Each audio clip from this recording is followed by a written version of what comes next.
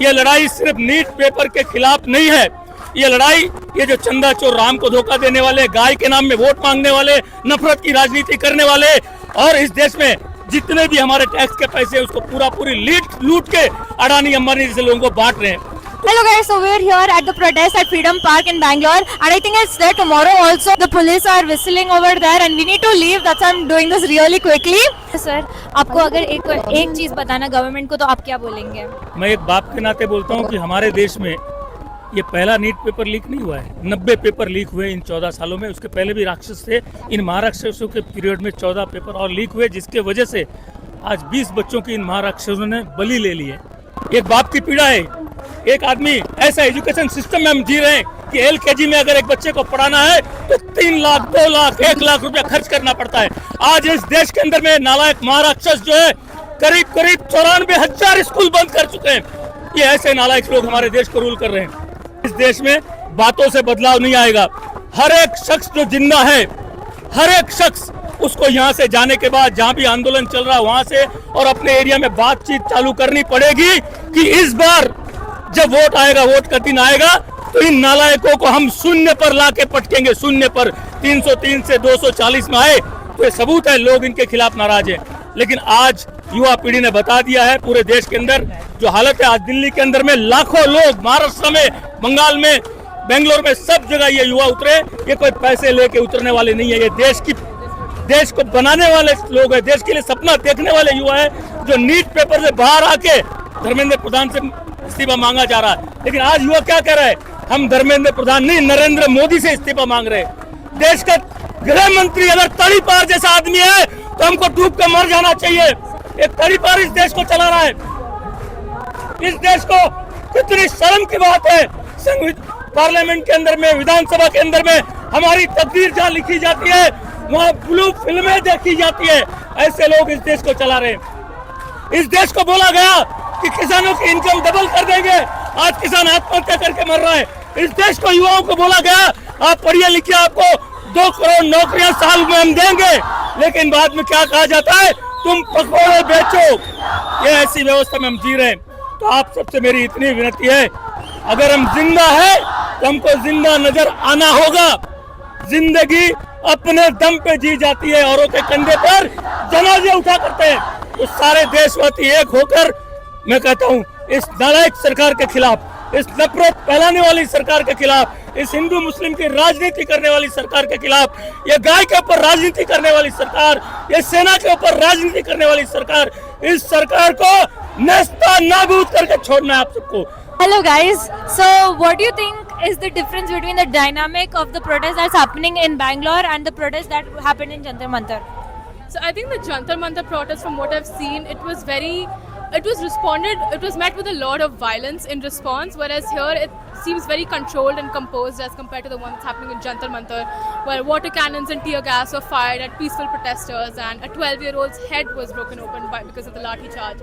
So this, in comparison, seems a lot more peaceful and a lot more composed than the one that's happening in Jantar Mantar currently. And why are you guys here? We are here because we're a part of this education system. We've been a part of this education system. We've given these exams and we feel for the students. We feel for ourselves even and the ones who come before us. And we're here to show our support for everyone. That's amazing. And what do you have to say about Sonam Wangchuk's hunger strike? I think that the fact that he's not getting the attention from the government that he requires is just a statement to why we're protesting in the first place. Like why this is so important that we're unified to do all this and why we have the freedom to do this. Alright, thank you guys so much. And what is your main reason why you're here?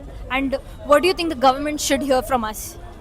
The main reason is this NEET paper leak, of course, is one of the major reasons why we all have come here. But the main reason is injustice across places and across. There are 5 protests going on across the country.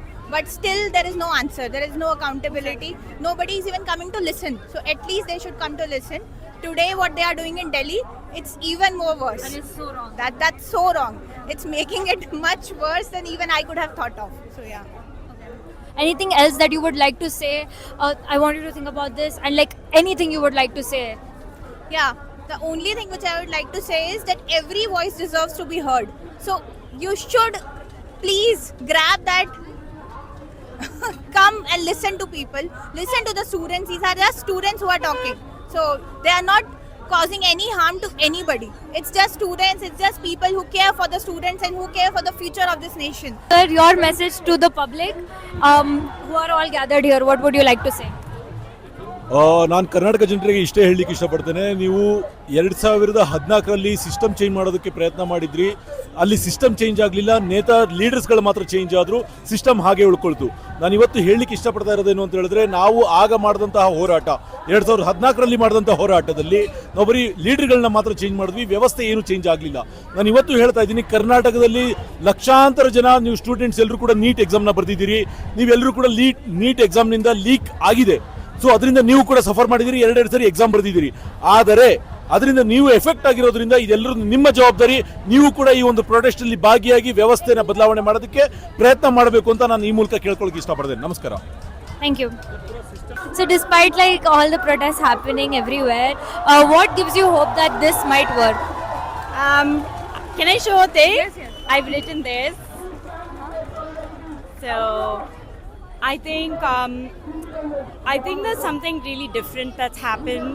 I think people have really overcome a kind of fear that was there, and I think the hope that I have is something significant comes out of this, even if it's not politically but amongst the people, because I think there was a lot of fear earlier, and I think people are just about getting over their own fear, and I think ultimately that's what the movement's asking for, is for citizens to get over their fear and for citizens to begin to take ownership of their citizenry, that these are their rights that are going, these are their futures that are going.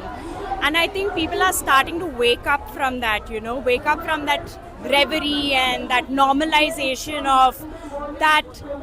It's almost that sleepiness that kind of got into it, like, yeah, we'll get used to things. I suppose this is how it is. And I think it's got inconvenient enough for people to say, oh, damn, like, we need to really start paying attention, and we need to be here for us. And I think that's what's really hopeful to see. Thank you.